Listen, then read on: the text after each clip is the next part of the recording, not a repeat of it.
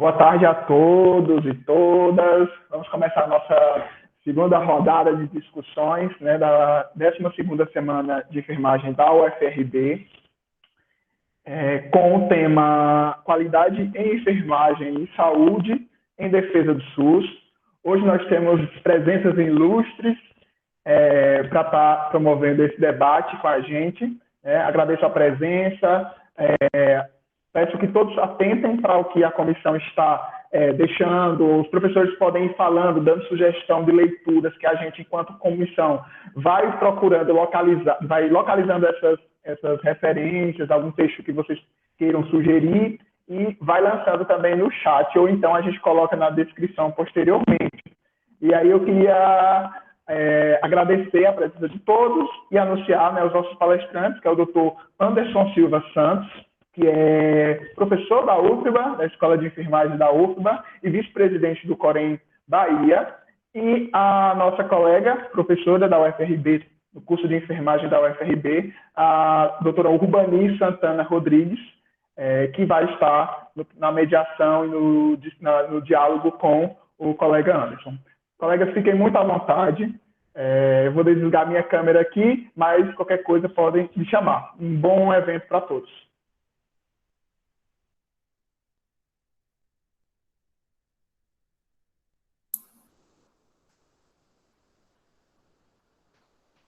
Olá, boa tarde, Anderson. Boa tarde, Urbani.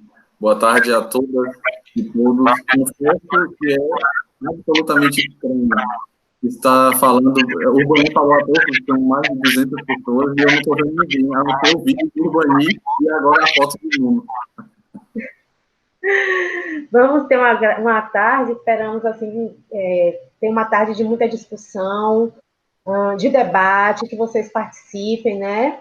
É um tema muito provocativo, né, Anderson? Principalmente neste contexto de pandemia que nós estamos vivenciando, né? Eu ainda Urbani, eu acho que o seu som está um pouco alto.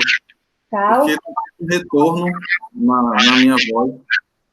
Eu não sei se é isso. Eu acho que foi, que agora deu uma... Eu não estou percebendo mais, melhorou. Ainda nos prolegômeros, né, eu gostaria imensamente de agradecer o convite que me foi feito por Nuno, através da professora Daisy, com quem eu tenho um carinho especial, foi minha colega no doutorado, e Urbani, eu tenho o prazer sempre de conviver com ela no grupo de pesquisa, do qual nós somos membros do mesmo grupo de pesquisa aqui na Escola de Enfermagem. Ela se agregou, né, ao nosso grupo de pesquisa, o grupo de pesquisa GERI, do qual é muita satisfação tê-la compartilhando e construindo pesquisa e construindo os debates conosco, né, e compartilhando com a universidade irmã da Universidade Federal da Bahia, que é a Universidade Federal do Recôncavo Baiano, que para nós é um motivo de imenso orgulho a interiorização da Universidade do Ensino Superior, uma conquista social, uma conquista popular, da interiorização da universidade e, sobretudo, para o povo preto, que a maioria da população baiana e da população do Recôncavo Baiano, que historicamente é uma reparação histórica, né, para o povo preto que vive no interior do nosso estado e no nosso Recôncavo baiano. Com certeza, Anderson. A UFRB é uma universidade que se destaca na questão das políticas afirmativas, né, com cotas, com assistência estudantil de forma muito, muito firme, né, e com a permanência desses estudantes. Então, assim, nós temos até recentemente temos duas enfermeiras, Conceição Rivamales e Rosa Cândida, né, da coordenação do mestrado, né, na população negra. Isso para a gente traduz em muito orgulho, sim, essa participação, né, na educação aí brasileira e do Recôncavo da Bahia. Pois Anderson. Muito importante falar um pouquinho. Vamos lá. Vamos lá. O nosso tema, o nosso debate ficou aqui com o tema Qualidade em Enfermagem e Saúde na Defesa do SUS. Amplo, né, Anderson? Demais. Vamos afinar isso?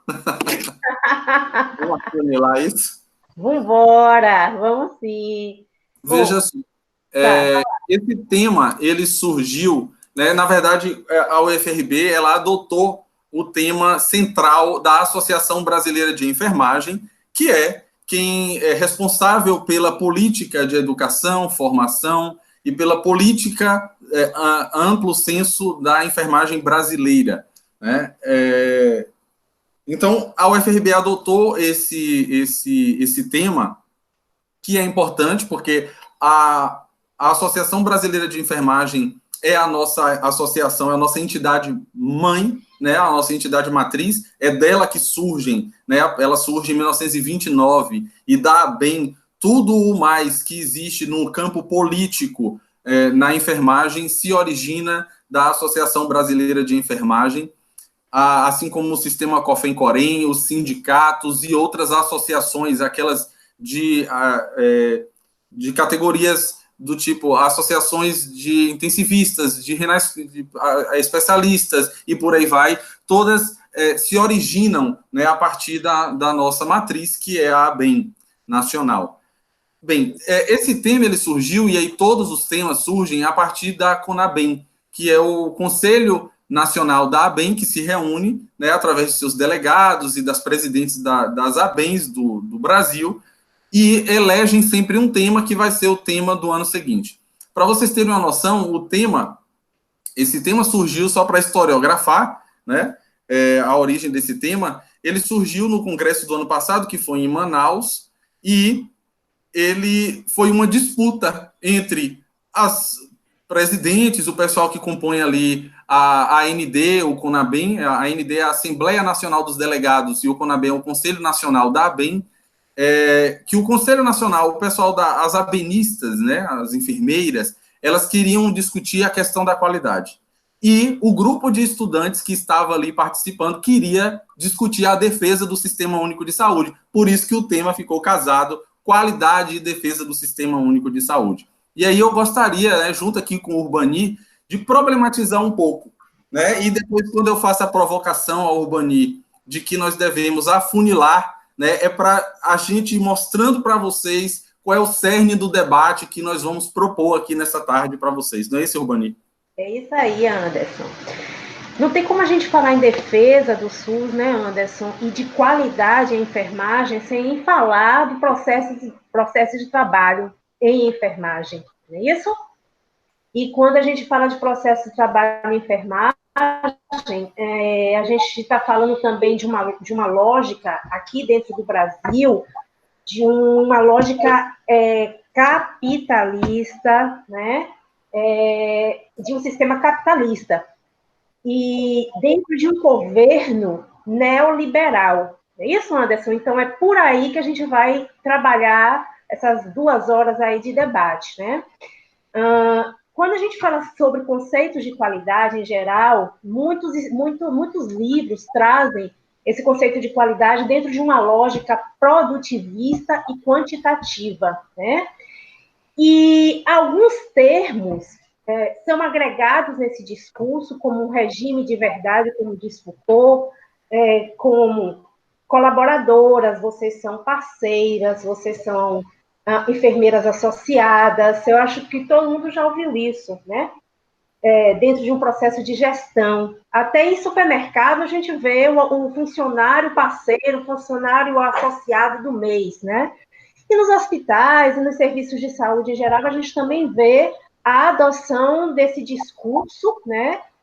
E o que tem por trás disso? Quando eu sou parceira, quando eu sou associada, eu me sinto em uma condição também de dona daquele negócio. Então, esse sentimento de propriedade traz para dentro de mim um esforço de intensificar meu trabalho, de dar o melhor de mim, sendo através de hora extra, de flexibilizando o trabalho, de levar esse trabalho para casa, né? De concorrer, né? Bater meta, e aí causa uma concorrência com os colegas de trabalho. E dentro do mundo jurídico não existe a palavra colaborador, parceiro e associado. O que existe é trabalhador, relação de trabalho, relação de emprego, né? E esses conceitos, né, Anderson, como a gente percebe, eles vão se inserindo, né, dentro do campo do trabalho, e às vezes a gente vai adotando esses conceitos sem prestar muita atenção no que tem por trás dessa verdade que está sendo dita, né, Anderson? Verdade. É muito interessante o que o Rubani coloca, porque como é que eu quero discutir a questão da qualidade? Primeiro, a gente precisa voltar na origem, né? Da onde é que surge essa questão da qualidade? Da onde é que surge? Por que a gente discute qualidade hoje? A gente discute qualidade hoje de algo que surgiu na década de 70, né? No pós-Segunda Guerra Mundial, de 45, mas enfim, essa evolução que teve. E o Fordismo, lembra daquele filme de Charlie Chaplin, O Tempos Modernos, em que a esteira vai determinando o tempo do trabalho, né? A produção em massa, a produção em larga escala. Então, isso tudo veio com o Fordismo. Quando a gente sai da Segunda Guerra Mundial, né, ali no início dos 45, início ali dos anos 50, a gente tem a economia, ela para voltar a se reativar naquela mesma perspectiva de produção em larga escala, muito estoque, oferta, essa coisa da oferta e da demanda, que é como o mercado se regula, isso não se mostrou da mesma forma no pré-Segunda Guerra. Então, foi preciso uma readequação na produção e no modelo de produção. Então, isso foi e se conformou no que a gente conhece como o modelo toyotista, porque foi no Japão, né, a fábrica da Toyota, que reformulou, então, o Fordismo, né, que foi de Henry Ford, da fábrica da Ford, lá nos Estados Unidos. Então, no Japão, o Japão que tinha vários problemas, foi derrotado na guerra, estava economicamente abalado, não tinha geografia, a gente sabe que o Japão é um conjunto, são várias ilhas, né? Então, eles têm um território muito pequeno e eles têm problema com o território, questões geográficas, não falta espaço no Japão. Então, não tinha espaço para estocar tanta produção, não sei o quê. Então, a fábrica da Ford implementa um novo modelo de organização da gestão que fica conhecido como toyotismo. E no mundo da sociologia, a gente discute, inclusive, o toyotismo como a terceira revolução industrial, né? Porque dá uma guinada no modelo de produção. Então, para vocês terem uma ideia, né, e aí eu vou insistir um pouco nesse contexto histórico, porque se a gente não discute a história, a gente não pode discutir o presente, quem dirá vislumbrar o futuro, né? Então, como eu já estava dizendo, no Fordismo, que é quem vai fazer o toyotismo, ele faz o contraponto com o Fordismo.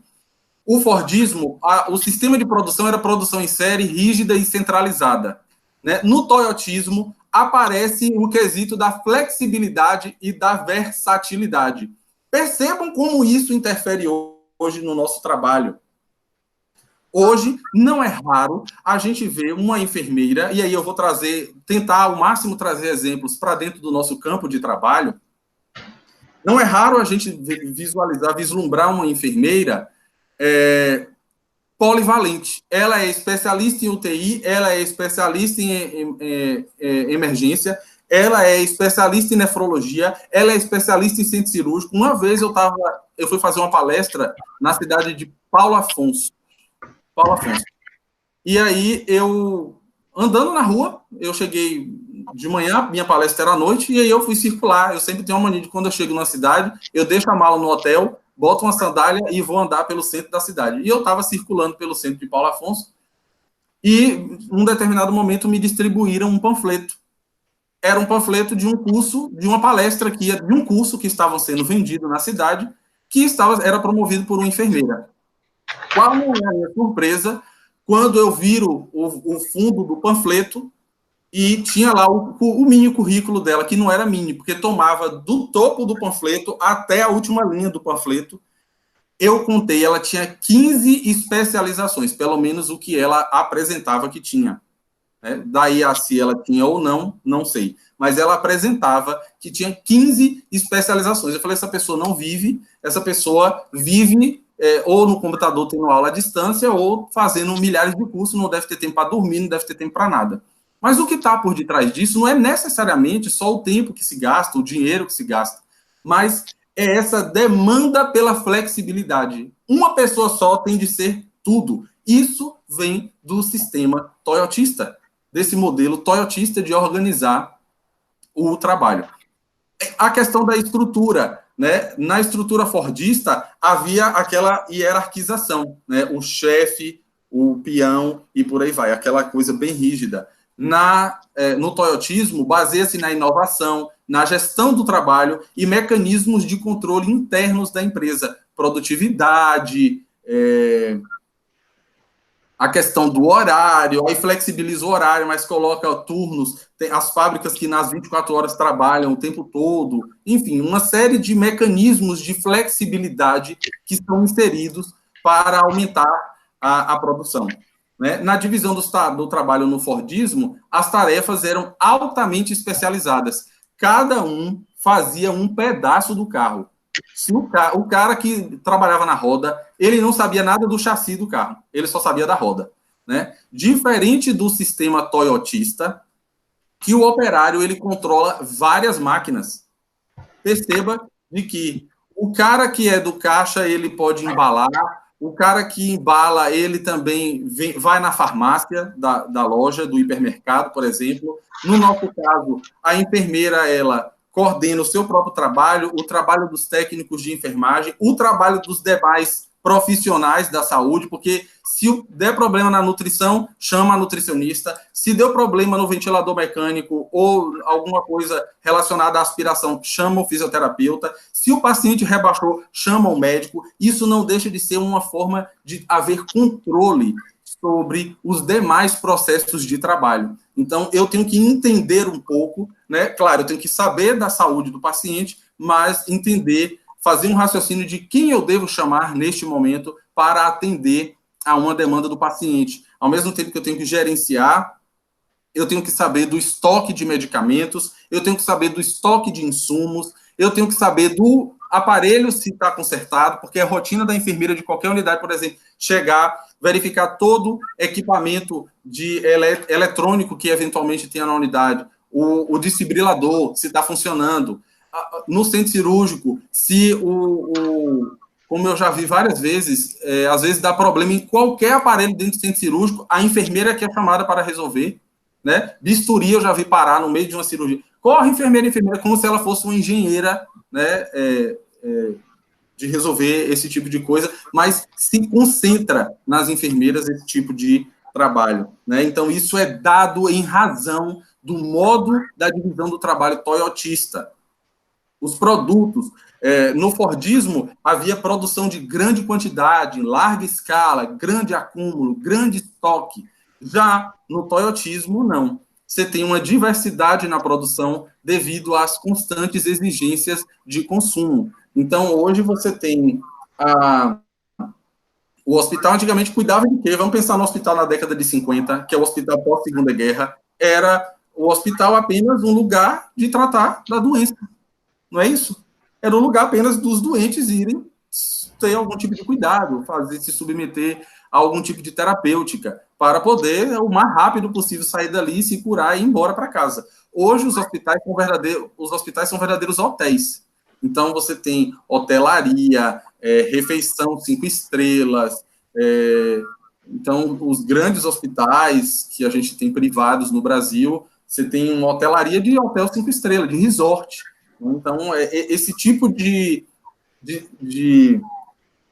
serviço que passa a adquirir uma característica de mercadoria.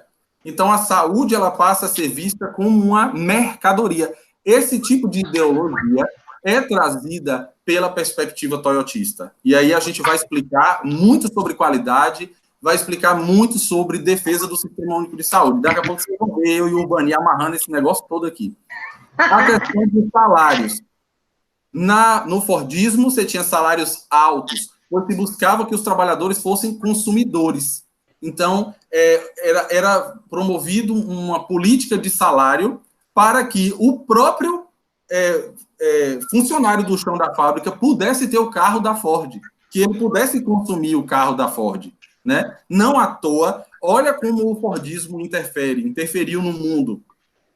O Brasil, na época da ditadura, que os militares fizeram, né, o milagre econômico, ele foi baseado na infraestrutura do país através de quê? Construção de estradas de rodagens.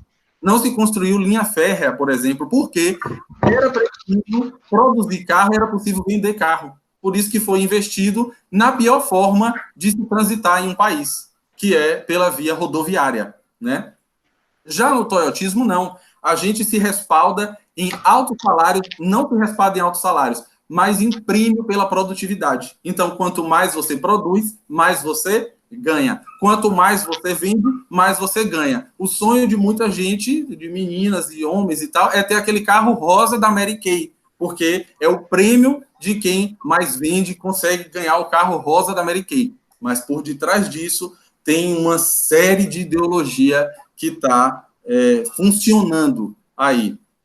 Aquela coisa, essa coisa do salário interfere um pouco naquilo que o Urbani colocou, né? A gente já ouviu aquela expressão, tem de vestir a camisa da empresa. Todo mundo aqui já deve ter ouvido falar disso, né? Então, essa expressão de ter de vestir a camisa da empresa nasce aí, na perspectiva toyotista, onde o funcionário, e aí é que está a grande sacada do sistema capitalista, do toyotismo, e que vai fazer a conversa com a qualidade que daqui a pouco nós vamos começar a introduzir, que é o sequestro da subjetividade do trabalhador. Essa é a grande sacada, que sequestra a subjetividade do trabalhador a ponto de chamar o trabalhador de associado. Quantas vezes vocês, como a Urbani colocou, quantas vezes vocês não entraram no Hiper Bom Preço ou nas lojas americanas e viraram associado não sei quem, compareça ao caixa não sei das quantas. Aí eu ficava assim, gente, tá chamando sócio para ir no caixa? Não tem trabalhador aqui não nessa empresa? Tem que ir o sócio? Ou então... Tem hospital fazendo isso também, Anderson. É mesmo? Meu Deus do céu. Me fala para a Apple eu não passar lá. Quando eu adoecer, eu vou para outro. Então, você está no supermercado, colaborador fulano, compareça ao caixa. Em shopping center é bem comum. Colaborador fulano de tal, compareça ao caixa, não sei o quê. Isso é uma forma de eu trabalhar de modo bastante subliminar a subjetividade do trabalhador. Você não é o trabalhador, você não é o empregado da empresa, você é o colaborador, você é o sócio. E quem é sócio, quem é associado, quem é colaborador, não vai de encontro às regras da empresa, que você colabora, que você é sócio. Ah, me faça um favor, né? Então, e por fim, uma outra característica importante é a questão do estoque, né, que no Fordismo sempre houve muito estoque, e no toyotismo a estocagem do produto deve se adequar à demanda do mercado, o que a gente chama também de prêt-à-porter, né? Então, no caso da enfermagem, isso não pega muito a questão do estoque, porque não pega muito, não pega, porque nós somos uma profissão, um campo profissional que presta serviço. Então, a gente consome o nosso serviço no ato.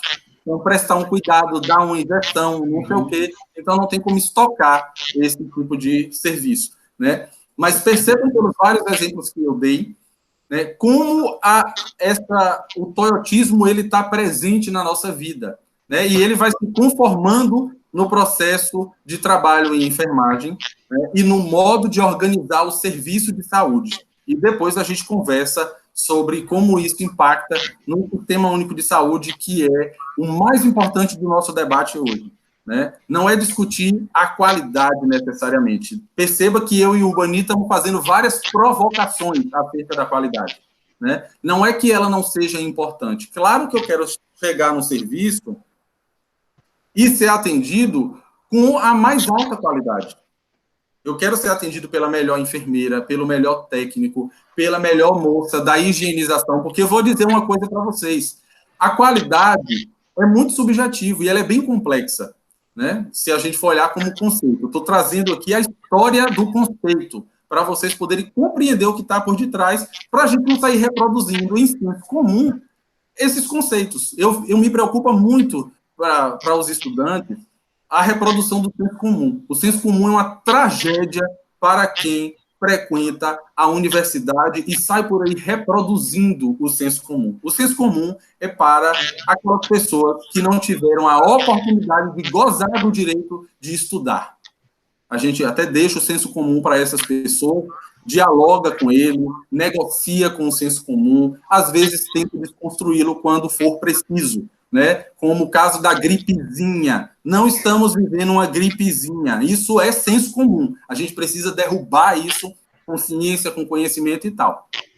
Mas, e a qualidade de modo geral, é preciso que a gente venha da história para o conceito e para o senso comum. Não estou querendo dizer que não seja importante, mas, nesse momento, o foco não vai ser exatamente esse que eu e Boni vamos tentar conduzir aqui. É isso aí, Anderson.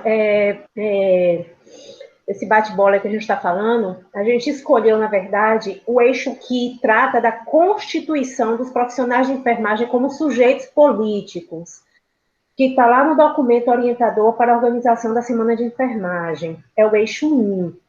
Então, é por isso que a gente está fazendo essa série de provocações, de questionamentos, trazendo um pouco de história também para vocês, porque a gente precisa saber qual é o nosso lugar enquanto sujeito, nosso lugar enquanto sujeito, enquanto trabalhadora na área de saúde, né? Anderson trouxe algumas palavras aí, como hierarquização, turnos, né? Polivalência, e aí, no início, o Nuno até falou, e aí a gente vai trazendo também algumas referências para vocês. Tem um livro, gente, chamado, aqui, ó, Tendências do Mercado de Trabalho para os Enfermeiros, tá? É um livro bem bacana, né? E aí ele traz uma historinha, não só ele, mas a gente tem também o Saber e o Fazer da Enfermagem, sua dimensão na prática, que faz uma leitura também crítica da questão de Florence, né? Florence, todo mundo já conhece, aristocrata, uma mulher branca, uma mulher que tinha uma sabedoria, portanto, tinha uma força política, teve uma força ideológica, institucionalizou a nossa profissão, mas junto com essa institucionalização, isso não é o Boni que está dizendo, os livros estão dizendo isso, ela traz também uma divisão de classe, uma divisão social dentro do trabalho da enfermagem, que produz uma hierarquização dentro do próprio trabalho da enfermagem, quando nós temos enfermeiras, nós temos técnicas, ainda temos, né, não forma, mas ainda nós temos auxiliares de enfermagem, e antigamente nós tínhamos atendentes, né? Então, esse esfacelamento, né, essa divisão, esse esgaçamento no tecido, enfraquece. Por que enfraquece? Nós temos, né, Anderson, 2 sindicatos. Nós temos o sindicato dos enfermeiros e o sindicato dos técnicos de enfermagem. E veja uma coisa bem interessante, o Sindicato dos Enfermeiros da Bahia tem lutado por essa questão, inclusive, vergonhosamente, a liminar foi derrubada pelo Estado da Bahia, né, a pedido do governo do Estado da Bahia, para não expor os profissionais, aqueles que têm doenças crônicas, a questão de idade, né, no fronte, na epidemia, né. Então, o que acontece? Eu comecei a ler, né, quando o sindicato postou a vitória, que conseguiu uma liminar para afastar esses profissionais, eu comecei a ler os comentários lá no post lá do Instagram. E, assim, demonstra a total falta de articulação, a desinformação, sobre até que existem 2 sindicatos, muitos técnicos falando, e quando é que vai fazer para o técnico? E toda hora o sindicato tinha que colocar, gente, esse sindicato aqui é sindicato dos enfermeiros, o sindicato dos técnicos também tem que mover uma ação em prol deste pedido, né, Anderson? Então, essa desinformação, gente, nós temos aí uma rede de informação, assim, imensa, mas a gente tem que saber usar essa rede de informação, né? Quando o Anderson também traz a questão do trabalho, tem um livro chamado de A Corrosão do Caráter, tem um capítulo chamado de Ilegível, porque as novas formas de trabalho são tão difíceis de entender, de Richard Sennett, né? É bem gostosinho de ler, e diz o seguinte, olha, Anderson, ele traz uma história de uma padaria, né? E que hoje, aí vem trazendo toda uma história de uma família que produzia pão por séculos, por décadas, e que, com a automatização do processo de panificação, o padeiro já não sabe mais fazer o pão. É só apertar o botão de uma máquina e a máquina mistura a massa, a máquina vai assar a massa, e quando essa máquina quebra, o padeiro não sabe mais voltar, né, e preparar manualmente a massa do pão e fazer o pão, né? Então, a gente tem que ter cuidado quando o Anderson fez uma história, fez a história belíssima aí da questão do Fordismo, a questão da economia, e a gente sabe que a gente está inserido dentro desse processo. Afinal de contas, né, o Estado, na verdade, ele está funcionando como um empreendedor, né, dos interesses, né, da classe empresarial. É o que nós temos aí hoje. Lembra da semana, salvo engano, passada, do nosso presidente, aqui eu não estou falando de nem ser contra, nem ser a favor, por favor, mas a gente está falando aqui de fatos, onde ele se conduziu com empresários ao STF para pedir a flexibilização, né? E é isso que o Estado neoliberal faz, né? É jogar o trabalhador à própria sorte. E aí, Anderson, dentro dessa discussão, eu acho que a gente poderia provocar um pouquinho sobre a questão do empreendedorismo. O que é que você acha? O empreendedorismo dentro da enfermagem, né? É um aspecto legal para a gente estar falando, né? Porque hoje, com a reforma trabalhista, né, que foi iniciada no governo Temer, né, com a Lei 13.467, e agora desde quando começou a pandemia para cá, já foram emitidas 3 medidas provisórias, reduzindo jornada, reduzindo o salário, uma confusão danada, um anulando outra, colocando gestante também no meio disso tudo, porque a gestante ela também pode ter redução de salário, redução de jornada, enfim. A própria reforma trabalhista, depois até foi derrubada, mas colocava a gestante em local insalubre, a gente está falando de mulher. E a enfermagem é uma profissão, tem uma força de trabalho predominantemente feminina, não é isso, Anderson? E aí, essa ideologia do empreendedorismo, sabe o que é que significa dentro de um Estado liberal? Significa, tem um livro que é de Christian Lavral e Pierre Dardot, que é A Nova Razão do Mundo, que pensa assim, essa questão da racionalidade do empreendedorismo baseado na concorrência de todos contra todos. E o que está acontecendo? Hoje, vou dar um exemplo para vocês. O fisioterapeuta, por exemplo, ele não se enquadra nessa questão para receber esse auxílio emergencial. Nem todos os profissionais, né, empreendedores estão dentro. Outra coisa, quando a gente fala de empreendedorismo, é bom que a gente saiba que a gente tem que contribuir com a Previdência. E será que o salário, o dinheiro que eu consigo produzir durante aquela semana, durante aquele mês, também vai dar para, sistematicamente, eu investir na Previdência? Ô, Bani. Oi, Anderson. Eu queria pegar um gancho nessa sua provocação importantíssima do empreendedorismo, que vai dialogar, mais uma vez, com a defesa do Sistema Único de Saúde lá na frente. Ótimo. É o seguinte, minha gente, esse lance do empreendedorismo, olha, pode observar, quanto maior a crise em um país, mais se estimula o empreendedorismo. Por quê? É uma forma que o Estado que eu digo não é o Estado da Bahia, o Estado enquanto ente político maior, Estado com E maiúsculo. O Estado, ele tem de se desresponsabilizar pela produção de emprego, pela geração de emprego. Quando está, podem observar, podem ficar atentas e atentos daqui para frente. Toda vez que a crise econômica for muito forte, o discurso do empreendedorismo vem mais forte ainda. Porque o Estado, ele não gera emprego, e ele fala assim, gente, temos que ter empreendedores, nós temos que assim empreender. Por que isso? O empreendedorismo, não estou condenando os empreendedores, não se trata disso. O que se trata é de chamar para uma realidade da crítica, para a gente abrir a consciência crítica da gente. O empreendedorismo nada mais é do que, como o Urbani falou, você que lute por você mesmo. Então, não tem direito trabalhista, não tem nenhum tipo de amparo social, não tem nenhum tipo de amparo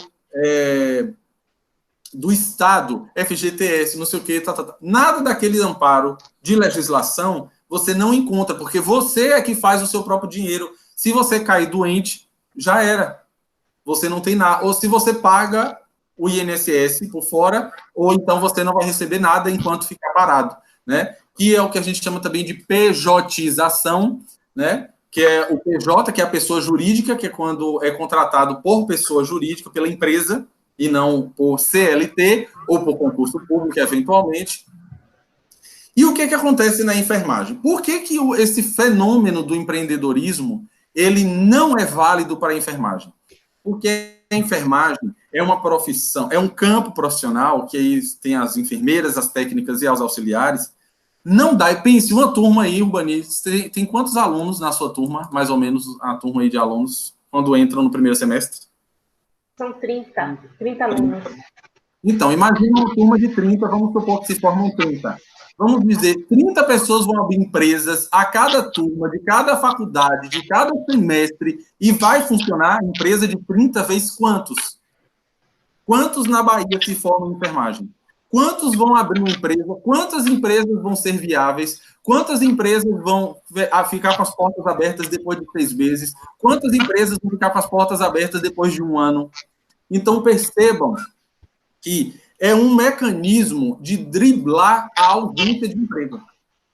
Então, a enfermagem, as enfermeiras, e aí eu estou me dirigindo a um público majoritariamente de futuras enfermeiras e enfermeiros, as enfermeiras não podem querer para si algo que não tem sustentação no mercado, porque isso gera uma frustração incrível. Vai gerar uma frustração incrível, porque não arruma emprego e a empresa não é viável.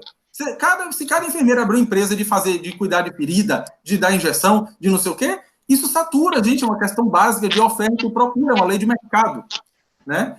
Depois, a maior força, quem mais emprega enfermeiras, eu não sei se vocês sabem disso, quem mais emprega enfermeiras nesse país é uma coisa chamada Sistema Único de Saúde.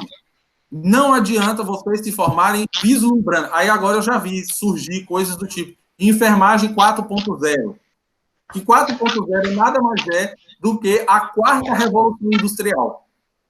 Nada mais é do que o 4º movimento da globalização a partir da alta tecnologia. Aí eu já vi o movimento enfermagem 4.0, eu já vi o movimento enfermagem de alta performance. Cuidado, tinha uma série antiga, aí começa a dizer a idade, é aquela carga pesada. Cuidado com a cilada, Bino. Não vá que é barril para falar de termos recentes. Não caia nessa besteira, né? Não vai ser tecnológico para todo mundo, não vai ser 4.0 para todo mundo, não vai ser empreendedorismo para todo mundo, ok? A gente precisa estar atento a esses movimentos para a gente não cair nesse liquidificador moderno de velharia que não funciona. Tem outra coisa aí, Anderson, que também a gente precisa discutir, é que a maioria, né, muitos estudos, muitos artigos, inclusive artigos que vocês publicaram, que o Geri tem discutido também, é que os enfermeiros, aí eu tenho o livro da professora Tatiana e a professora Cristina Mello, né, aqui, ó, gente, o valor do trabalho da enfermeira, que o enfermeiro, ele não se sente um trabalhador. né? E esse não se sentir um trabalhador, ele provoca um movimento de não se filiar, de não se sindicalizar, né? Os laços, eles não tem um estreitamento de laço, uma história de luta de classe. Por quê? Porque existe uma glamourização, né? E agora essa questão do empreendedorismo vem também muito forte. E aí eu também chamo a atenção que o empreendedor ele precisa pagar encargo trabalhista, encargo previdenciário, e está sujeito a uma série de encargos lá dentro do direito empresarial. Então, não é tão somente eu ter uma especialidade e abrir a porta de uma empresa, né? E nem todo mundo também, ela tem essa vocação, digamos assim, de ser um empreendedor. E aí, quando o Anderson traz que o SUS realmente, e vários artigos publicados, né, Anderson, inclusive por você, e na tese de Tatiane também traz isso, o SUS é o maior empregador, realmente, aqui na Bahia, né, dos profissionais de saúde, não é isso? E aí a gente fez... Oi, Anderson. O SUS é o maior empregador de enfermeiras no Brasil. Enfermeiras aqui na Bahia, não é isso? No Brasil. No Brasil. E a tese de Tatiana mostra isso aqui na Bahia, não é isso? Faz essa discussão. Na verdade, ela não prova isso, não. A gente discute isso porque isso é um fato, né? Quem mais emprega, trabalha na enfermagem, né, no Brasil é o Sistema Único de Saúde, desde os hospitais de alta complexidade até a estratégia saúde da família.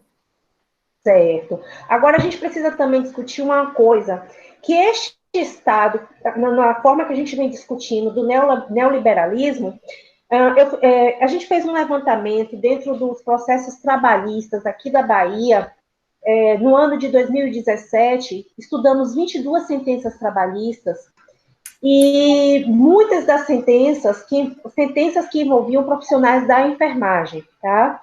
E essas sentenças pediam, né, reconhecimento de vínculo, tá? E dessas 22 sentenças, 11 foram sentenciadas na modalidade contrato nulo. O que isso significa, contrato nulo?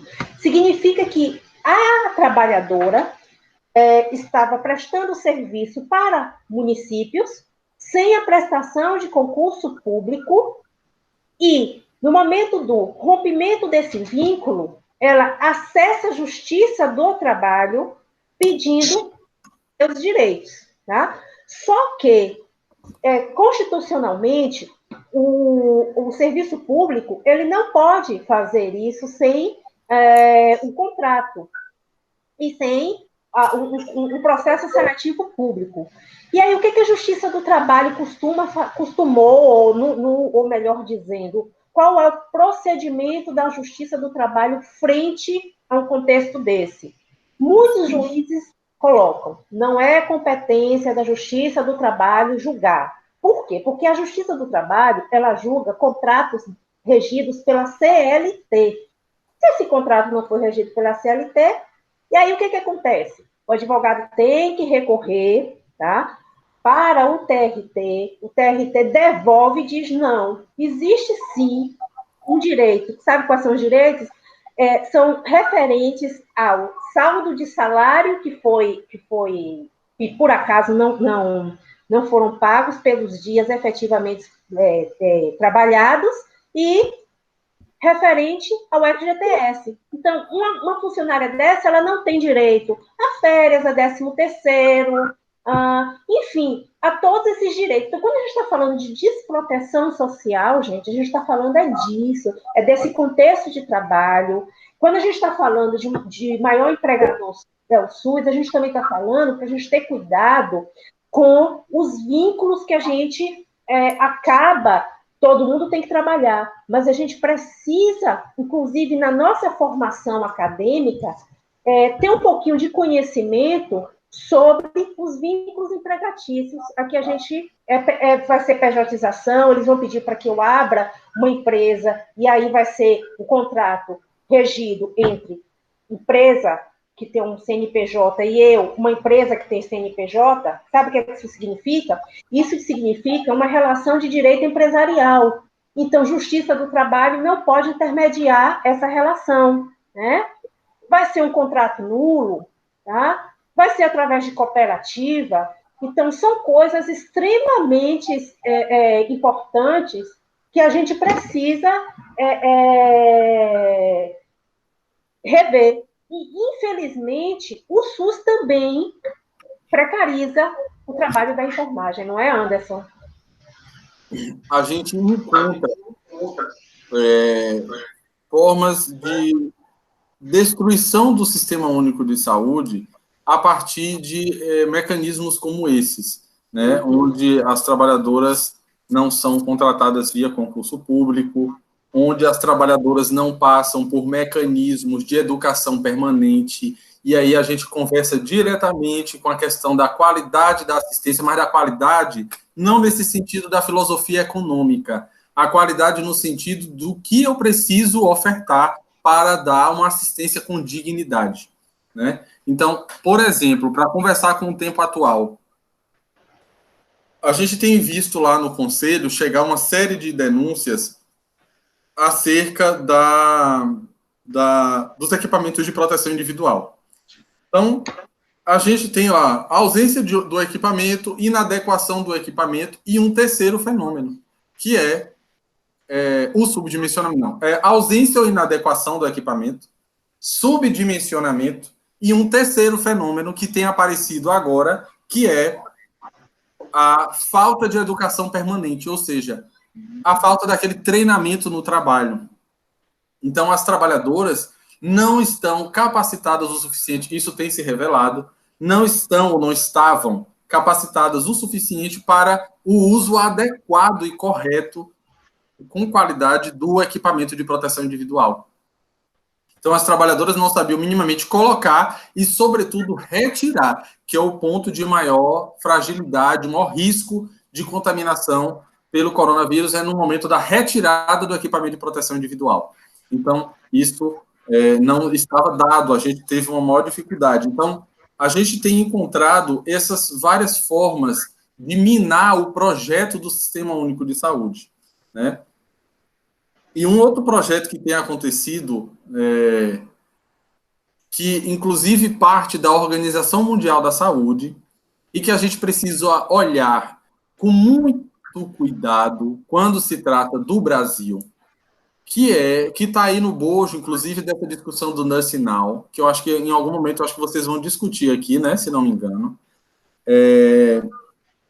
A proposta do Banco Mundial é o seguinte, minha gente: no mundo, poucos são os países que têm um sistema único de saúde, que tem a perspectiva filosófica da mesma forma que o Brasil se organiza. O Brasil, e qual é a principal característica do nosso Sistema Único de Saúde? Qual é a característica que eu estou querendo destacar aqui? O princípio da universalidade. Esse princípio é extremamente importante e ele está extremamente ameaçado. E é dele que eu gostaria de me ater para fazer a defesa do Sistema Único de Saúde. Nós estamos caminhando para 1 hora já quase de debate, e eu quero aprofundar para deixar pelo menos um tempo para debate, perguntas e esse bate-bola com a galera que está nos acompanhando. Eu quero me explicar, eu acho que vocês conhecem já alguma coisa do Sistema Único de Saúde, o que é a história dele. Eu quero concentrar aqui o ponto de defesa, o ponto nevrálgico do Sistema Único de Saúde hoje no Brasil é a universalidade. Isso significa o quê? Ele continua sendo direito de todos, dever do Estado. Se a gente não prestar atenção, vem outras ameaças subliminares. O que acontece com a discussão que a Organização Mundial da Saúde tem proposto para os países? Alcançar a meta do milênio, que essa meta já foi adiada, nós vamos trocar 3 milênios para frente e ainda não alcançou, né? Porque não há interesse das pessoas alcançarem a saúde para todos. Era nos anos 2000, nós já estamos em 2020, já está para 2035 as metas do milênio. Mas ok, vamos lá, é o nosso horizonte, a gente tem que perseguir. Só que como você tem, assim, o Sistema Universal de Saúde, você tem aqui no Brasil, você tem no Canadá, na Inglaterra. Nos outros países, são arranjos muito próximos, e o que eles chamam, e aí prestem atenção, porque aqui está o trocadilho, está a pegadinha. Nos outros países, eles chamam de cobertura universal. O que é cobertura universal e um sistema universal? Olha como as palavras se parecem. Cobertura universal de saúde, sistema universal de saúde. Prestem atenção, porque aqui está o ponto que a gente precisa ancorar pé firme no chão para defender o Sistema Único de Saúde. A cobertura universal, ela preconiza um pacote básico de serviços para serem oferecidos à população pobre. Isso significa que eu vou oferecer na atenção básica alguns serviços. Isso significa que eu vou oferecer na média complexidade alguns serviços, na alta complexidade alguns serviços e umas poucas vacinas para dar uma cobertura universal, ou seja, com um pouquinho eu alcanço todos, essa é a lógica. Um pouquinho só, um pouquinho na atenção básica, um pouquinho na média, na alta, um pouquinho de vacina, eu alcanço muito mais pessoas. Essa é a lógica de funcionamento. Eu não critico de tudo a OMS, porque a OMS, quando ela fala para o mundo inteiro. Então, a conformação dos sistemas de saúde do mundo, elas são muito diferentes. Os vários países são muito diferentes. Tem países que não têm sistema universal. Os Estados Unidos, a gente está vendo o caos que está nos Estados Unidos, muito em razão do sistema único do sistema de saúde deles, que é um sistema privado, todo vendido a plano de saúde, todo recortado por planos de saúde, e Obama foi o único presidente que tentou fazer um sistema universal, inclusive baseado na proposta brasileira, e ele não conseguiu. Ele avançou com um remendo, que foi um sistema público de plano privado, e que esse atual presidente ele foi destruindo, né, essa proposta. Aqui no Brasil, a gente tem um sistema completamente universal, ou seja, todos acessam. Só que aí você fala assim, Anderson, não era melhor ter um pouquinho bom chegando para todo mundo? Acontece que o nosso projeto é muito melhor. O nosso projeto é muito melhor. Ele não avança exatamente porque o interesse privatista não permite que ele avance. Porque na medida em que o SUS avança e alcança a todos, vai reduzindo a demanda para o sistema privado. Então, a cobertura universal para o Brasil ela é danosa, ela é perigosa, porque ela aumenta a desigualdade social. O Sistema Único Único de Saúde do Brasil, ele favorece a redução da desigualdade, porque ele se coloca numa perspectiva única e universal. Não existe diferença, não existe característica, prerrogativa social que me distingua de qualquer outra pessoa. Infelizmente, no modo como está organizado, não é assim. Só que eu estou baseado no que é a legislação e a gente precisa lutar para isso. E não lutar para que a condução neoliberal permita que nós saiamos de algo que é acessível a todos, que ajuda a reduzir desigualdade, para um pacote básico que mantém o status social, o status quo das pessoas do modo como estão. Aí, Anderson, a gente lembra daquela emenda chamada Emenda Constitucional 95, chamada Emenda da Morte, né? Que congelou por 20 anos, foi lá no governo Temer, bem recente, os gastos primários com saúde, educação, com trabalho. E os gastos secundários, eles são gastos direcionados ao pagamento da dívida do Brasil, que nunca foi auditada, né? E aí, então, isso agora, a gente está já sentindo a interferência da aplicação desses recursos na saúde, não é, Anderson? Exato, Domi. E sobre isso eu queria alertar a todo mundo. O que acontece? A Inglaterra, ela investe mais ou menos de 10% a 11% do PIB dela na saúde pública. A Argentina, 9,5% a 10%. O Uruguai vai 10 ou 11 também do PIB. O Peru também é 10. Vários países, a França também está ali 10, 12. O Brasil investe 10. Aí você fala assim, uai, Anderson, como é que o Brasil investe o mesmo tanto do PIB que investe a Inglaterra, por exemplo, e lá funciona tão bem, e aqui não funciona tão bem assim? Aí é que está, e eu volto a bater na questão da cobertura universal e no acesso universal. O que acontece? Está lá na Lei 8080. O SUS, ele está lá na Constituição, artigo 199 da Constituição Brasileira. O SUS é facultado a participar do Sistema Único de Saúde em empresas privadas. O que acontece? Para a empresa privada participar do Sistema Único de Saúde, ela se dá através de convênio.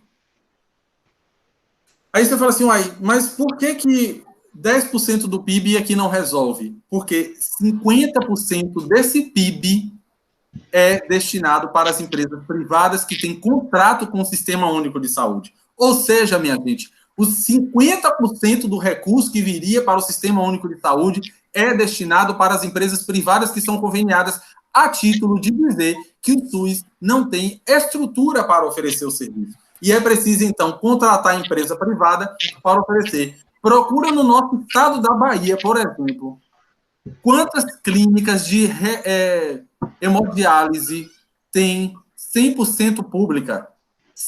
Acho que é uma ou duas. O resto, tudo é contratado da iniciativa privada. Então, o dinheiro chega e é repassado para a iniciativa privada. Então, essa lógica é que, ou seja, 50% do PIB da saúde do Brasil é destinado à empresa privada. Então, é essa lógica que a gente não pode deixar acontecer. No desenho que está posto pelo Banco Mundial para a reforma do sistema de saúde brasileira, que o ex-ministro Luiz Henrique Mandetta estava implementando tudo bonitinho, são 10 recomendações do Banco Mundial da Saúde. Tem um documento fácil, procurem na internet, vocês vão ver. É um documento de poucas páginas, dá para ler rapidinho. Lá tem 10 propostas de reforma no sistema de saúde brasileiro.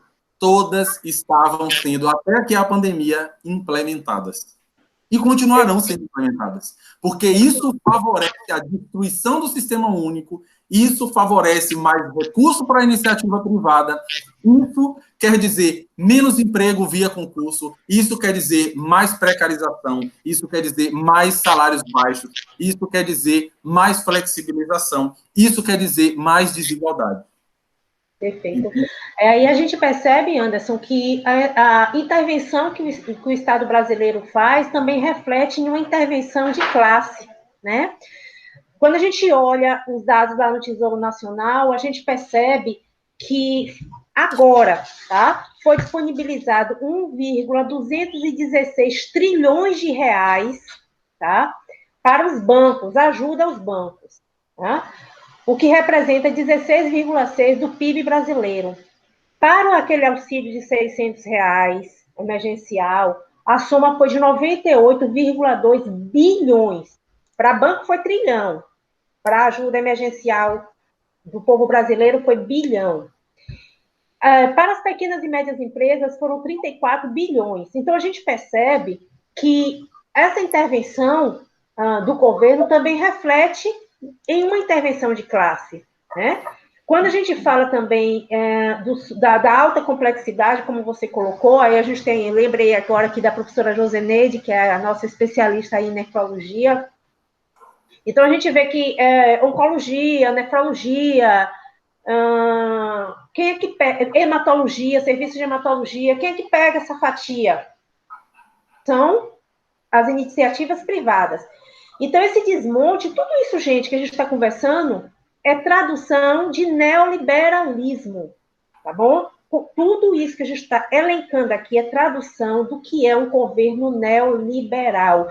E aí a gente faz um parênteses, que não é só o governo atual, isso é um conjunto de medidas que vem sendo implementadas ao longo de anos. Não é isso, Anderson? Exato. A gente tem tido queda, né, no recurso da educação e da saúde, por exemplo, desde o último ano do governo Dilma. A queda ela começou a acentuar mais ali no último ano do governo Dilma, né? Claro que foi o ano que a crise de 2018 bateu aqui no Brasil, né? E aí, de lá para cá, a coisa só tem piorado, né? A ponto das universidades, no ano passado, todo mundo se lembra, uma crise terrível, que vai continuar depois da pandemia. Eu acredito que vai agravar ainda mais, porque os recursos foram todos está tudo muito bagunçado, a gente não sabe o que é que vai acontecer, né? As universidades estavam...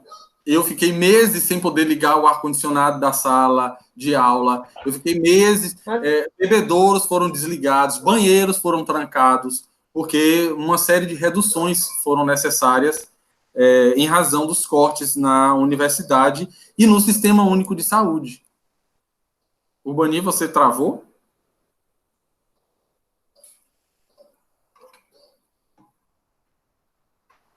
Acho que o Urbani travou.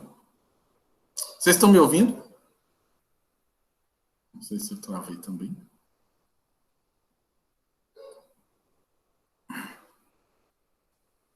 Tá tudo travado, vocês estão me ouvindo? Como é? Alguém da comissão pode me dar um sinal se está seguindo, se eu devo parar para aguardar, ou se eu também estou travado?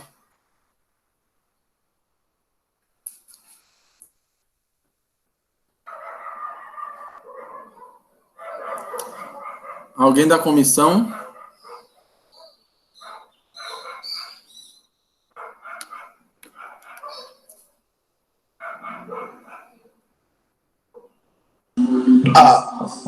Nono.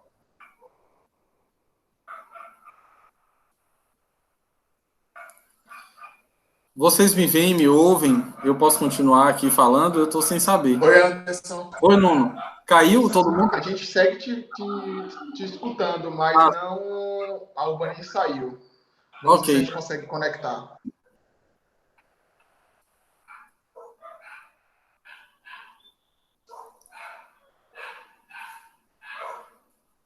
Oi. Oi. Então eu vou seguindo aqui falando, já que vocês me veem e me escutam. Né? Perfeito, Anderson. Você pode continuar, que aí eu acredito que ela vai retornar. E aí eu vou dar continuidade, tá? A internet dela deve ter dado algum problema. Então, eu acho que nesse momento o ponto mais importante para a gente defender a ameaça mais real, além de como já havíamos dito, da emenda constitucional 95, ela é algo que precisa ser derrubado, caso contrário, ainda mais depois dessa crise financeira mundial, né, que vai se suceder a essa pandemia. Isso vai se agravar ainda mais. É preciso a gente destravar essas amarras financeiras, econômicas, de aporte de recurso para o Sistema Único de Saúde, porque a gente viu nesse momento que se não tivéssemos neste país altamente desigual, como é o Brasil, se não tivéssemos um Sistema Único de Saúde, nós, talvez, nesse momento, já tínhamos sido praticamente dizimados. Né? Não sei se vocês chegaram a ver, circulou na internet algumas faturas de pessoas nos Estados Unidos que foram atendidas, internadas em razão da Covid, e as contas chegavam a 150 mil dólares. Né? Então, assim, é uma coisa absurda. Né? Então, a gente tem de louvar o sistema universal que temos, a gente tem de louvar a qualidade que o sistema universal emprega, ainda que a gente precisa lutar para que seja cada vez maior, mas a gente tem de louvar o fato de sermos exímios produtores de vacinas, de soros, de imunobiológicos na Fiocruz, no Instituto Butantan. Nós temos uma rede oncológica, né, que cada vez mais se amplia aqui no nosso estado, mas nós temos o AC Camargo em São Paulo, nós temos o INCA no Rio de Janeiro, nós temos uma série de rede hospitalar de assistência, né, que presta serviços de excelência, a rede de hematologia, né, o nosso Hemoba aqui na Bahia, nós temos toda a produção de vacina na Fiocruz, né, a produção de pesquisa também na Fiocruz, nas universidades públicas todas, aqui na Federal da Bahia, na UFRB, na UFOB, enfim, todas essas universidades, a questão da vigilância epidemiológica no Brasil, que é um serviço excelente, né, de pura excelência na produção de dados epidemiológicos do nosso país, que conduz as várias políticas de saúde, sobretudo as mais ligadas à questão de surtos endêmicos e epidêmicos. né? Então, a gente tem um sistema que é de uma...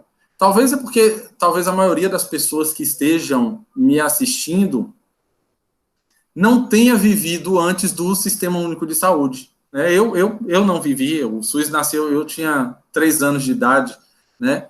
Mas é preciso que a gente veja a história, conheça a história, para saber como era o Brasil antes do Sistema Único de Saúde e o que é o Brasil após o Sistema Único de Saúde, né? Que não deve ser um sistema único para pobres, ele deve ser um sistema único para todos nós. Eu acho um absurdo ter de pagar boa parte da porcentagem dos nossos salários para pagar plano de previdência, plano de saúde, quando, na verdade, a gente já paga impostos altíssimos neste país, que deveria servir para uma boa qualidade de educação, uma boa qualidade da saúde, e a gente vê discursos, mas não vê prática, né? Inclusive de nós próprios, né?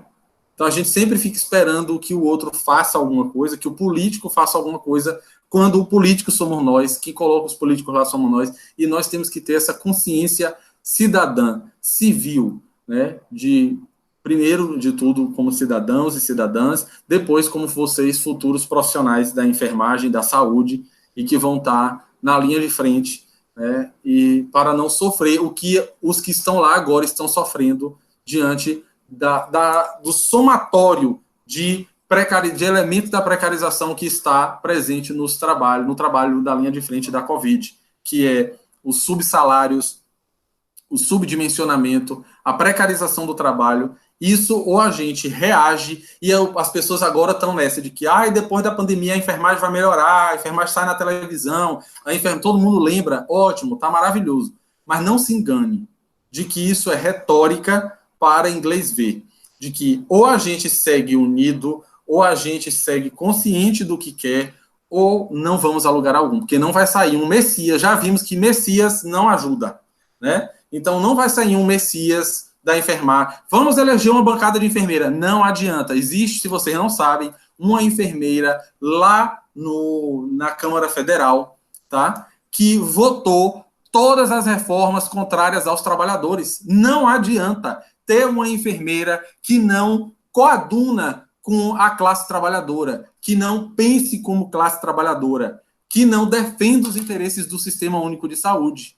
Porque pode ter enfermeiro médico de diversas visões de mundo. A gente precisa eleger pessoas que tenham uma visão de mundo que seja coletiva, que pense na coletividade, que pense no progresso da educação e da saúde de verdade, não como um discurso vazio. Oi, voltei. Eu tinha perdido a conexão, mas voltei. Peguei aí parte. Ô Anderson, você está falando muito assim da questão do hoje, o que tem chegado muito lá no Conselho Regional da Bahia é a questão do dimensionamento e a queixa da falta de educação permanente, né? E a gente sabe que isso tem muito a ver com a segurança do paciente. E a sua tese de doutorado foi sobre a questão do erro, não é isso?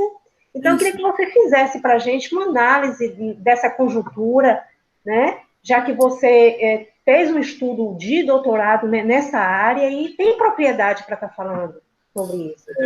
Eu estudei o erro no trabalho em enfermagem, um estudo interessante, um artigo publicado na Revista Brasileira de Enfermagem, que é Análise das condições produtoras dos erros no trabalho em enfermagem. Então, eu fui até o arquivo do Corém, Bahia, e fui pesquisar nos arquivos do Corém os processos que foram abertos contra profissionais de enfermagem, não importa, enfermeira, técnico ou auxiliar, em razão delas terem cometido algum erro lá no trabalho, né? Essa pesquisa, inclusive, agora, o Bani faz parte, né, dela. Essa pesquisa agora, ela está expandida para o Nordeste brasileiro, então nós estamos investigando em 6 Coréns do Nordeste, essa mesma tipo de análise, né? Pegando os processos com erro e fazendo a análise desses processos, que nós vamos construir um referencial de enfermagem sobre o erro, além de, a proposta é construir um referencial de enfermagem sobre erro e de construir também essa análise de como as condições de trabalho estiveram presentes naquele erro que foi denunciado no Corém. Aqui na Bahia, que a gente tem os resultados, né, que parcialmente saíram na minha tese, o que foi que aconteceu? Estava por detrás do erro o subdimensionamento. Então, para quem não sabe, ainda não estudou, não chegou lá ainda, o COFEM, o Conselho Federal, ele tem uma resolução que ela calcula quantas profissionais de enfermagem, enfermeira técnica e auxiliar, deve haver no serviço de saúde de acordo com o perfil do paciente que é atendido. Se o paciente é um paciente grave, se é um paciente de uma assistência intermediária, de uma assistência leve, aí ele, por aquilo ali, é feito um cálculo que baseia na quantidade de leitos, na quantidade de leitos ocupados e por aí vai. Então, você tem um cálculo de dimensionamento. O que acontece? A grande maioria dos hospitais e dos serviços de saúde não obedecem a esse regramento, né? Eles não obedecem esse regramento do COFEM. Então, gera um subdimensionamento. Automaticamente, quando eu trabalho com um número inferior de pessoas que deveriam estar trabalhando, acontece o quê? Aumenta a intensidade do trabalho para quem está trabalhando. Então, isso gera uma sobrecarga de trabalho. Então, foram esses 3 elementos que nós encontramos: subdimensionamento, intensidade de trabalho e condições precárias de trabalho, ausência de equipamentos e tal, que conduziram as trabalhadoras a errarem no trabalho. E aí, Anderson, a gente percebe o seguinte: foi algo que você já encontrou antes dessa pandemia. Imagina só agora como é que a situação não está. Então, essa questão não é uma situação nova, né, Anderson?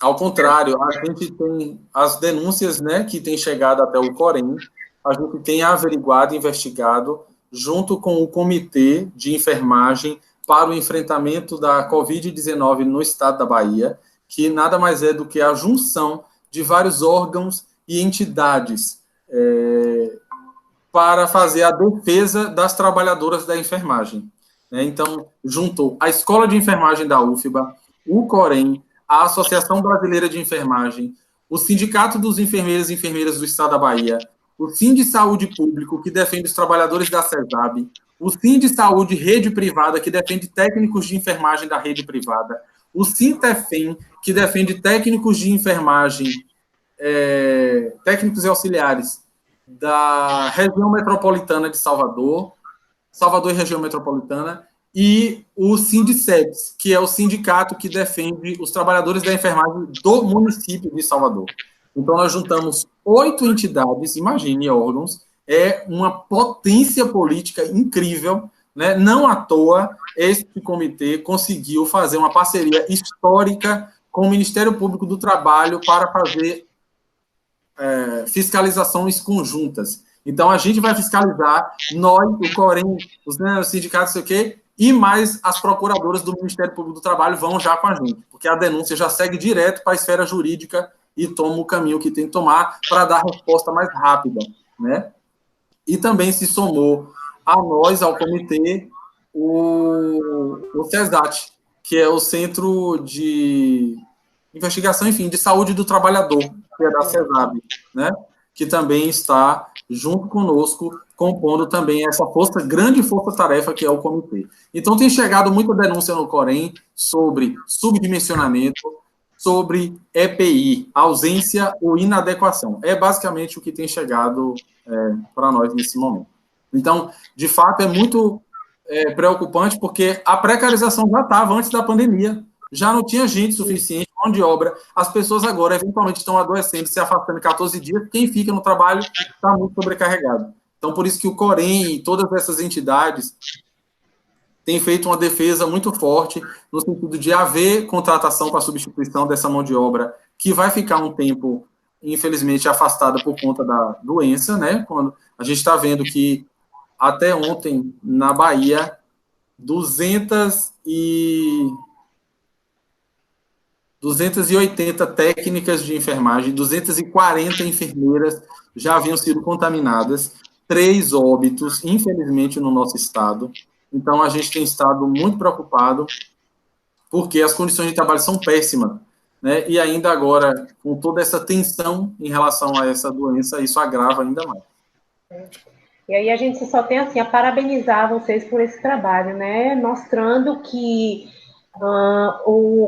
no caso aí, a sua representação Corém, ele, porque a gente ouve muito, só serve para fiscalizar. Não, ele não serve só para fiscalizar. Ele também é um órgão de fiscalização da classe, do exercício profissional, mas ele também tem ações, não é isso, Anderson? Sobretudo nesse momento, Urbani, eu agradeço até a oportunidade de poder falar sobre isso, porque muita gente confunde o papel do Corém com o papel do sindicato. Né? É uma confusão incrível, e isso é danoso para nós, enquanto conjunto. Não é danoso para o Corém, é danoso para nós enquanto força de trabalho, que a gente não entende quem nos representa, quem nos defende e quem nos fiscaliza. Representar para a defesa é sindicato. Quem vai lutar pelas 30 horas? Quem vai lutar pelas melhores condições de trabalho é o sindicato, não é o Corém. O Corém entra nessa força, nessa união de modo solidário, mas o Corém é um órgão de fiscalização, é um órgão de Estado, é um órgão que existe para... A gente paga para sermos fiscalizados, e essa foi uma condição que o Estado brasileiro, a Constituição colocou, para que houvesse para a enfermagem a regulação do trabalho. Porque, senão, hoje, a gente tinha um monte de charlatão trabalhando na enfermagem, recebendo R$100 por mês, recebendo R$500 por mês, porque não é que o Corém regula salário, não regula salário, mas diz quem é que pode estar no mercado trabalhando. Então, isso impede que charlatães e charlatãos estejam ocupando espaços de profissionais que passaram 5 anos numa universidade. Entende? Então, o Corém existe para fiscalizar se você está cumprindo as regras, se você não está cometendo nenhuma imperícia, imprudência ou negligência contra a sociedade. Então, na verdade, não é um órgão de defesa dos profissionais, é um órgão de defesa da sociedade, para evitar que os maus profissionais possam cuidar das pessoas na sociedade. Aí, Anderson, só assim, para a gente ir finalizando e abrir para as perguntas, para o debate, né? Com relação a essa questão das 30 horas, eu vi que saiu agora do forno um artigo sobre a intensidade do trabalho em enfermagem nos hospitais públicos, né, na revista Latino-Americana de Enfermagem.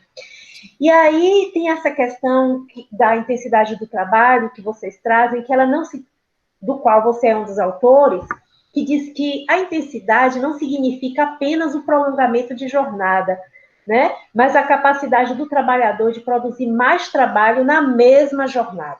Isso então, quando a gente fala dessas 30 horas, não seria talvez, é algo que a gente tem que ter muito cuidado nessa abordagem? Muito cuidado. Isso que você leu aí, Urbani, nada mais é do que o que é que traz o toyotismo, aquilo que eu falei lá no início, né? Aquele conceito de toyotismo e versus fordismo que eu trouxe lá do início. Né, de que a trabalhadora ela é polivalente, ela é poliana, ela tem que fazer várias coisas ao mesmo tempo. Então, naquelas 6 horas, 12 horas de trabalho de plantão, ela tem que dar conta de uma infinidade de situações. Né? O caso que eu analisei na minha tese, por exemplo, só para vocês terem uma ideia, eram 2 auxiliares de enfermagem que estavam de plantão numa clínica que tinha 2 andares, uma emergência porta aberta, que ficava no térreo, né, na parte de baixo, era a emergência porta aberta, mas o CME, a Central de Material Esterilizado, ficava embaixo. Em cima, 16 leitos, 20 leitos de internação, sendo que na noite que eu analisei o erro, tinham 16 leitos ocupados, 2 mulheres pariram naquela madrugada, um homem estava com um inchaço de testículo, gritando, correndo no corredor a noite toda. Uma pessoa entrou porque tentou suicídio e entrou em surto naquela mesma noite. Então, 2 parturientes, 2 mulheres pariram, um homem gritando de dor no corredor, uma pessoa que tentou suicídio entrou em surto, 16 pessoas internadas, 2 auxiliares de enfermagem e um médico. Era toda a equipe que estava nesse hospital. Para vocês terem uma ideia. Se dizer que isso, o trabalho não é intenso, ela foi pegar uma geladeira só para todo esse hospital, ela foi pegar um antibiótico, pegou, trocou por um anestésico, injetou na veia da criança e matou. Então, isso é o que a gente chama, e nesse estudo que você reporta, nós investigamos mais de 1.000 trabalhadoras na Bahia, E para as técnicas e auxiliares de enfermagem, a intensidade contribui muito mais com o trabalho do que a própria enfermeira. A intensidade contribuiu em 51% do trabalho das técnicas e auxiliares de enfermagem, enquanto foi 13% para as enfermeiras, tá? Então, o que é que pegou para as técnicas de enfermagem? O trabalho delas exige mais do que elas podem fazer e elas assumem múltiplas funções devido à escassez de pessoal. Olha aí o toyotismo, olha o subdimensionamento, olha como essas coisas funcionam e a gente não percebe. Estou falando de agora, tá?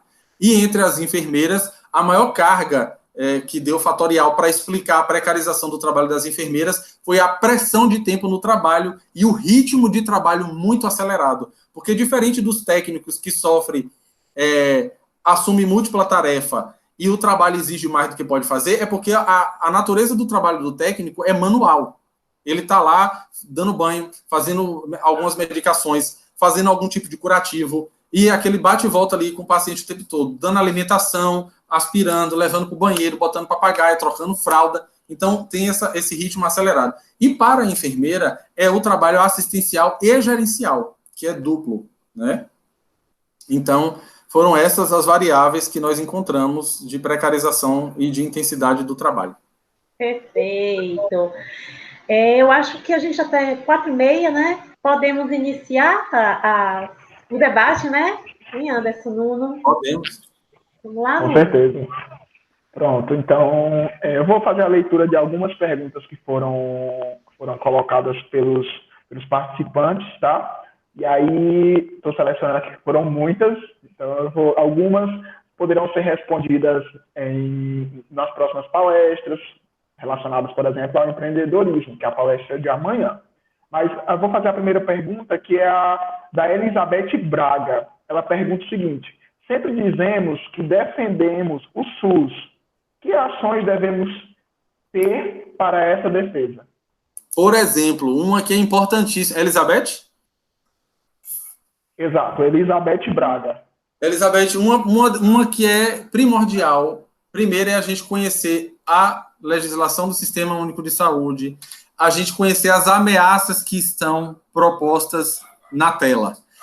A segunda é: vamos ocupar os espaços de poder e decisão do Sistema Único de Saúde. Sabe qual é? Uma coisa chamada Conselho Municipal de Saúde.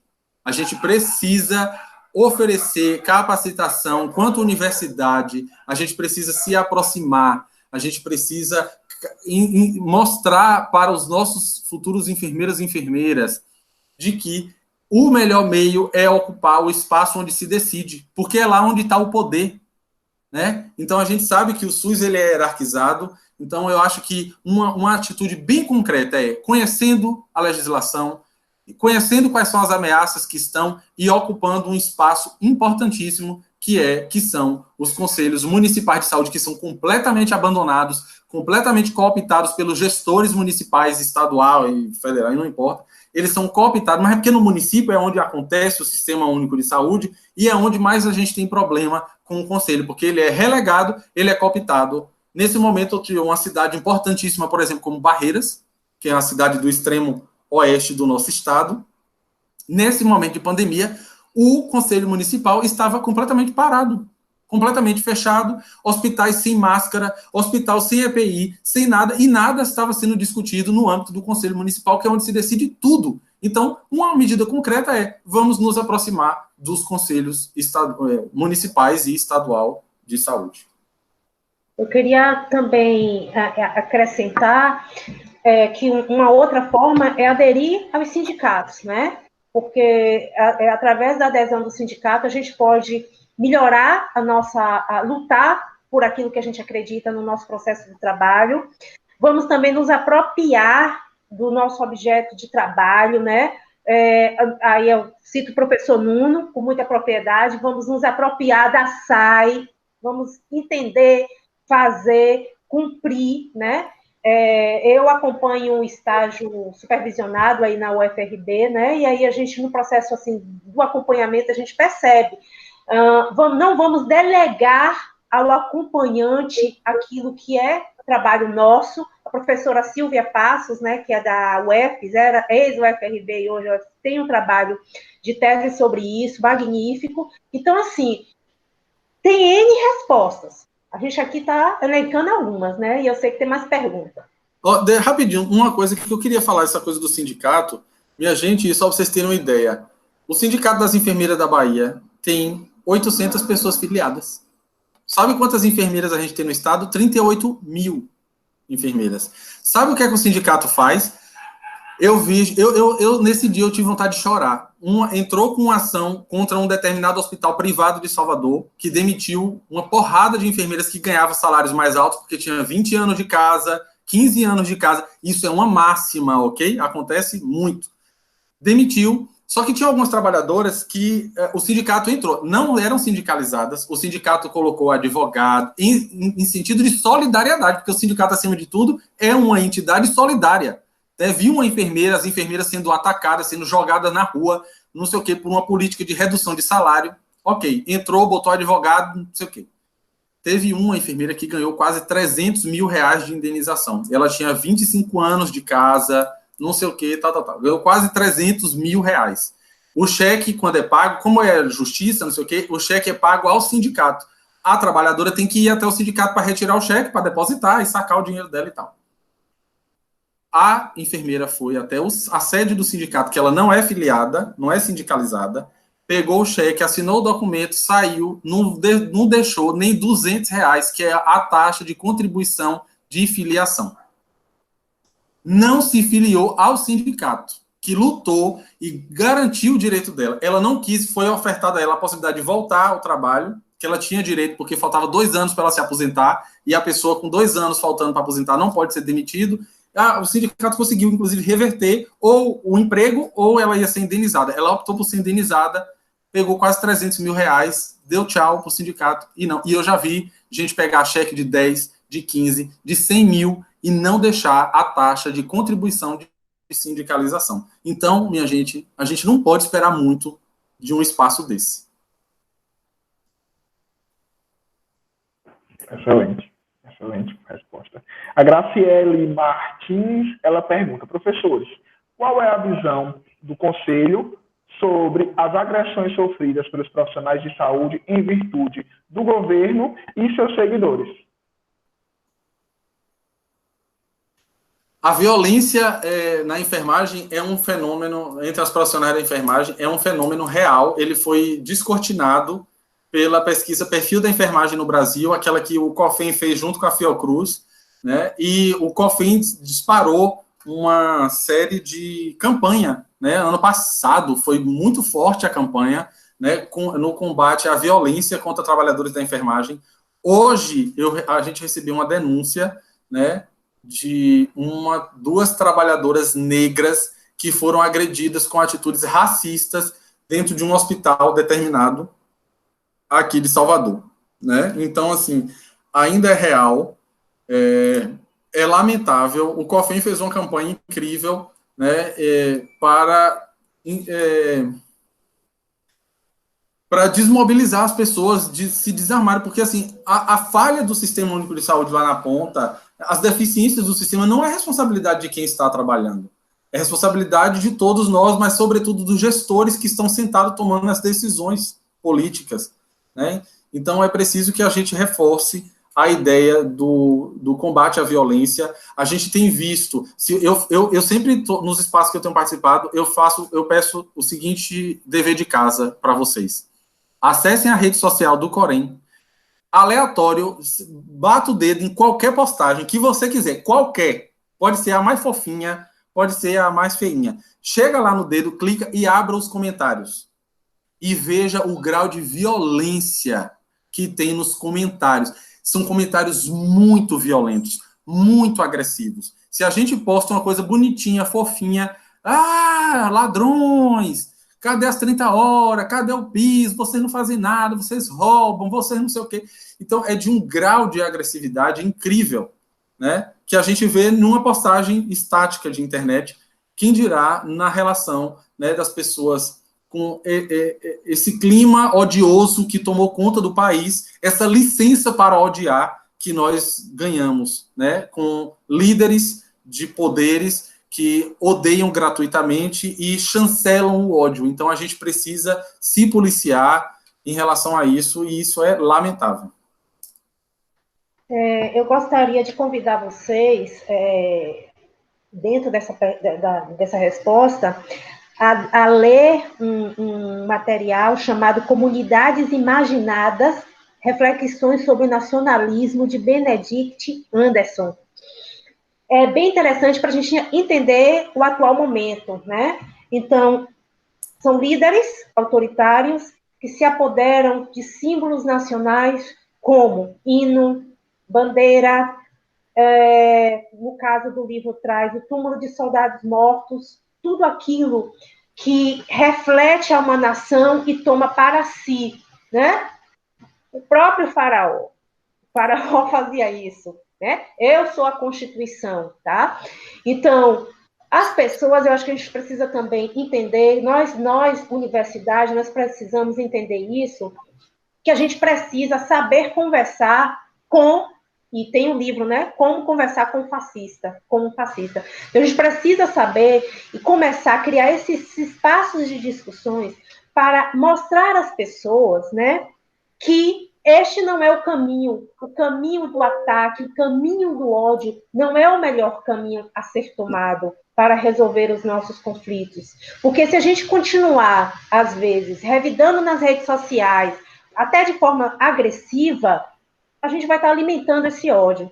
Então, a gente precisa se apoderar no sentido até de instrumento, de leituras, para entender o momento que a gente está vivendo. Tem várias perguntas aqui ainda, mas eu queria fazer uma pergunta que, na verdade...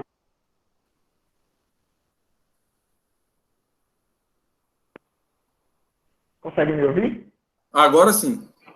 Pronto. Eu queria uma pergunta, mas que não é bem pergunta. Acho que é interessante que vocês pontuem isso dentro da fala em relação ao papel, né, das instituições de saúde, das instituições de ensino, dos sindicatos, do COREN, COFEM e da Associação Brasileira de Enfermagem nessa perspectiva de defesa do SUS. Eu queria que vocês falassem um pouco dessa interconexão, dessa conexão mesmo entre essas instituições e entidades de classe, para que fique mais claro, principalmente para os jovens profissionais, os profissionais que estão em formação, para que eles possam se aproximem cada vez mais dessas entidades. Pois é, Nuno, é importante que fique claro, né? E tudo isso, esse tomamento de posição a qual você se refere, ele é uma decisão política.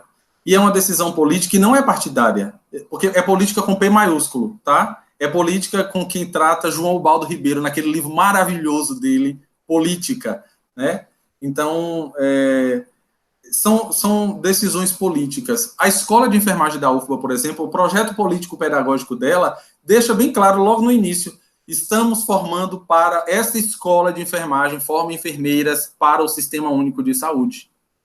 Tanto é que as matérias iniciais do curso, a gente já ingressa na atenção básica, a gente já ingressa na comunidade, a gente já ingressa... E seguindo um outro tipo de lógica que não a lógica biomédica, né, para mostrar, para quebrar nas estudantes de que o mais importante, o mais bacana, não é o hospital, não é a tecnologia, não é a UTI cheia de aparelho, não é não sei o quê. Claro que salva vidas. Nesse momento a gente está vendo o quão importante é toda a aparelhagem, o respirador, toda aquela técnica complexa e tal. Mas quem determina a saúde não é isso. Quem determina a saúde vai desde a felicidade, né, a cultura, a arte, o saneamento básico. Então, são vários setores, né, que determinam a arte, que não passa necessariamente pela UTI. A UTI é para a parcela mínima da sociedade que precisa usar aquele recurso, e ele tem que estar lá disponível, de alta tecnologia, de alta qualidade, para nos atender, né? Então, essa é uma coisa, por exemplo, da perspectiva da universidade, né? Das outras entidades, os sindicatos, que tem um histórico de defesa. O sindicato, ele existe para defender o trabalhador, é para defender os interesses de classe, porque a gente precisa entender, enfermeiras e enfermeiros são, a princípio, trabalhadores. A não ser que aqui, nessa turma da UFRB, tenha algum filho ou filha ou herdeiro do pessoal do Itaú, do Bradesco, do Friboi, do não sei o quê. Caso não tenha, caso os pais de vocês, caso vocês, nós professores, eu, Bani e Nuno, que estamos aqui, a gente vive do salário. Se amanhã Bolsonaro, por exemplo, não depositar o meu salário, eu não tenho como sobreviver, porque eu não tenho outra fonte de renda. Então, quem vive do salário é classe trabalhadora. Lamento se eu estou lhe levando essa triste informação para vocês nesse momento. Mas quem vive do salário é a classe trabalhadora. Então, não tem de onde se escapulir. Quem representa interesse da classe trabalhadora é o Corém? Não. Corém é Estado. Quem representa interesse da classe trabalhadora é sindicato. Ok? Fique claro. O sistema COFEM-Corém é um braço do Estado. O Estado autorizou nós próprios, enfermeiros e enfermeiras e técnicos de auxílio de enfermagem, a nos fiscalizarmos para que o meu colega não seja um charlatão que vai cuidar de Dona Maria, que vai ser internada no hospital ou vai ser acudida lá no PSF. Não importa. É uma autorização do Estado para que eu, enfermeiro, fiscalize o meu próprio colega. É só isso. O Corém não é a salvação, não vai resolver as 30 horas, não vai trazer o piso, não vai trazer o teto, não vai trazer... Não vai. É para regular o exercício. É para dizer, você, enfermeira, graduada, técnica de enfermagem, diplomada, você vai ter que trabalhar assim, assim, assim. Aqui você pode, aqui você não pode. Aqui eu te fiscalizo para saber se você está em dia, está com a carteira. Se você é mesmo enfermeira, se você tem mesmo diploma, tá? Porque a gente pega charlatão. É menos comum, mas pega charlatão. A gente pega quem não tem um título específico para ser obstetra. Não pode, a gente tem que tirar de lá, porque a gente tem que garantir minimamente a presença de profissional habilitado e capacitado para fazer uma assistência. Ok? Claro que por solidariedade, o Corém, o sistema COFEM-Corém, por solidariedade, ele adere às pautas que são importantes para a enfermagem. É ter 30 horas importante? Ok, a gente apoia. É ter piso salário? Ok, se apoia. Mas isso não é a atividade precípua, não é a atividade principal desse órgão, ok? Bom, eu vou somar a fala de Anderson, né? Concordo plenamente, mas eu somo um elemento aí que chama a atenção, que a questão da enfermagem ser exercida predominantemente por mulheres, a questão da jornada de trabalho, existem vários estudos que falam sobre isso, e a participação da mulher em sindicato, né? Então, você tem a mulher que dá plantão 24 horas, sai de um, vai para outro, tem um trabalho doméstico, que é o chamado trabalho reprodutivo, tem um trabalho produtivo, que é aquele que gera o valor, que gera o salário, e agora, nessa pandemia, não está nem podendo terceirizar o serviço da empregada doméstica. Imagina aí essa situação. Então, não sobra, às vezes, tempo, isso eu falo até como mulher também, para refletir, para ler e entender as lutas sindicais, as lutas da categoria. Então, para o pessoal da UFRB, lembro da professora Tânia e da professora Deise, né, que ensina a questão da história e ética na enfermagem, e eu sempre falo, esse conteúdo talvez seja um dos conteúdos mais importantes, é uma das matérias mais importantes do nosso curso, porque é ela que vai dizer, né, que vai mostrar para a gente o nosso código de ética profissional, né, Anderson, para que a gente não ocorra em negligência e prudência, né, em nenhuma infração, não é isso? Então, assim, eu acho que começa no nosso processo de formação mesmo, tá? E a transversalidade deste ensino, porque quando eu formo um profissional com esta consciência de quem ela é, do espaço de fala dela, né? Eu tenho uma possibilidade maior de entender. Eu tenho que formar feminista. Pronto, acabou. Falei. Falou também. Inclusive, eu vou falar mais uma coisa aqui, que a gente tem que começar a entender. Nós somos negros, né? Na pesquisa que Anderson mencionou, apenas 6,6% se declararam negros. Na pesquisa do COFEM, se declararam negros, né? E eu comecei a estudar um pouquinho. Gente, não tivemos só Florence, não. Nós tivemos enfermeiras na mesma época de Florence, que fez o que Florence fez, mas a cor da pele não possibilitou a divulgação desse trabalho. Agora, em pesquisas que estão sendo realizadas, é que a gente começa a entender a participação e a colaboração dos negros e das negras na nossa profissão. Somos negros, precisamos entender a nossa identidade, tá? Principalmente aqui na Bahia, somos mulheres e temos que formar os nossos estudantes com tudo isso que está aí que eu coloquei.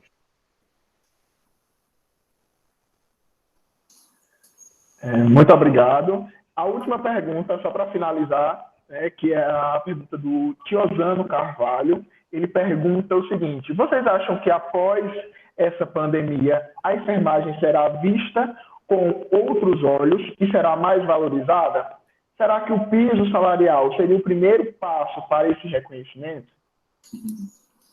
Essa pergunta ela é... Tiozano Carvalho. Tiozano. Essa pergunta é a pergunta que não quer calar, é a pergunta de $1 milhão, né? Agora, é a pergunta que não quer calar. A enfermagem vai ser valorizada assim, cuidado, né? É melhor criar unicórnios do que expectativas. Vai depender da nossa ação. Só será valorizada se estivermos unidos, as entidades unidas, todas com foco na defesa dos interesses das categorias das trabalhadoras da enfermagem. Né? Anderson, traduza isso em efetividade. A gente tem que fortalecer os sindicatos, a gente tem de fortalecer a Associação Brasileira de Enfermagem e as pautas que são centrais para a enfermagem nesse momento. Por exemplo, combater o subdimensionamento e o tal piso salarial. Está lá pronto para ser votado. As tais das 30 horas está lá pronto para ser votado há muitos anos. Tem 20 anos que o projeto tramita. E prestem atenção no fenômeno. Você viu lá, Urbani, no grupo, que um aluno fez análise do projeto das 30, do piso salarial, que um aluno colocou lá no grupo, que o projeto, ele tramita, ele aparece, eles focam um novo projeto a cada 2 anos, coincidentemente em ano eleitoral. A cada ano eleitoral, um parlamentar coloca um novo projeto de piso salarial em pauta, para usar as mais de 2 milhões de trabalhadoras da enfermagem do Brasil como massa de manobra. Então, a gente tem que ficar atento, porque esses projetos circulam em todo tipo de rede, WhatsApp, Instagram, Facebook, não sei o quê, circula e o projeto não sai do lugar. O nome do parlamentar ou da parlamentar circula fortemente, mostra uma grande adesão, uma classe numerosa e tal, e nada acontece. Né? Então, por quê? Quando o sindicato, eu já disse, o sindicato das enfermeiras tem 800 filiados. 800 filiados, você senta em que mesa de negociação para negociar? Com que patrão? Ou vai para a justiça ou você não negocia nada. Entende? Então, é preciso que a gente ocupe os espaços, saia da internet, saia da agressão às entidades que são representantes, né? Saia da passividade e não esperem por um Messias. Vão, cada um de nós, enfermeiros e enfermeiras, aderir às entidades de classe. Vamos juntos, unidos, as categorias. A gente precisa pressionar que os líderes da enfermagem se una a todas as categorias. Não tente fazer voo solo para depois tentar se candidatar a deputado, vereador. Isso não vale. Isso não vale. A gente tem que abrir o olho para não servir de massa de manobra. Concordo, assim, eu acho que primeiro a gente tem que se entender enquanto pessoa no mundo, né? Quem sou eu, porque eu fiz enfermagem, porque eu escolhi essa profissão, o que é que eu quero com isto, o que é que eu quero alcançar. Pela manhã a gente teve a professora Iraci? Botura, né? Aqui, Alba Barros, Alba Botura, isso. Tivemos também a professora Iraci da ABEM, que teve uma fala assim, muito nesse sentido, gente, de que a gente precisa, primeiro, quem sou eu, porque eu fiz enfermagem, e o que eu quero com essa profissão. Porque a partir daí eu vou valorizar. Primeiro eu preciso me valorizar enquanto ser humano, me valorizar que eu vou dar um plantão, que eu vou ser sério, que eu vou fazer as coisas de forma correta, que eu vou fazer de forma comprometida, que eu vou me corresponsabilizar com o meu colega. O meu colega ele é o meu parceiro, ele não é o meu concorrente. A equipe, eu não estou concorrendo com a minha equipe, né? Nós fazemos parcerias. Juntos, nós formamos uma equipe e é a partir daí, da resposta de Anderson, com a efetiva participação, com o entendimento, é que a gente vai realmente chegar realmente a uma enfermagem que ganhe uma visibilidade nacional e um reconhecimento nacional, para além do que Florence representa lá na Inglaterra, né? Principalmente valorizando as nossas raízes. Então, vamos visitar também o Museu Ana Nery, que tem uma história belíssima também, que traz também a história das enfermeiras negras, né, que participaram aqui na nossa terra, que são representantes da nossa terra e que fizeram muito. Então, vamos trabalhar nesse sentido. Então, é isso aí que eu tenho para passar. Não se contentem com os apagos da Rede Globo, com aquelas imagens... Não somos anjos. Eu não tenho asa, vocês têm? Não tenho asa. Cuidado. Queria poder ler todas as perguntas, eu mas a gente... muitas perguntas no chat, né? Mas a gente selecionou algumas para poder estar passando para vocês, mas dado o horário, eu abro espaço para que vocês possam falar, fazer as suas considerações finais. Nono, eu agradeço imensamente o convite. Foi um convite eu recusei a todos os convites que eu recebi, né? Foram muitos não, mas eu recusei, mas porque eu não tenho nada a falar, então assim, e depois eu tô me sentindo tão sem energia eu falei contigo, eu tô me sentindo tão sem energia nesses dias todos, né? A gente tem a pandemia, a gente tem um pandemônio, né? Então a gente tem um contexto muito ruim, eu não tenho me sentido bem, eu não tenho me sentido animado, né? A gente tem muita demanda no Corém, a gente não para de trabalhar sábado, domingo, feriado, não tem hora, não tem dia, não tem... Né? Então, mas quando veio o convite da UFRB, eu senti, foi Daisy, eu digo, é irrecusável qualquer convite de Daisy, né? E depois eu descobri que eu ia estar numa mesa com o Urbani, mas eu agradeço imensamente essa possibilidade de eu ter me movido do meu espaço de tantos problemas para poder refletir hoje, né, com o Urbani, com vocês todos aqui, sobre o SUS, sobre um pouco a minha profissão, que eu... Como diz a professora Cristina Mello, eu amo o que faço, mas não faço nada por amor.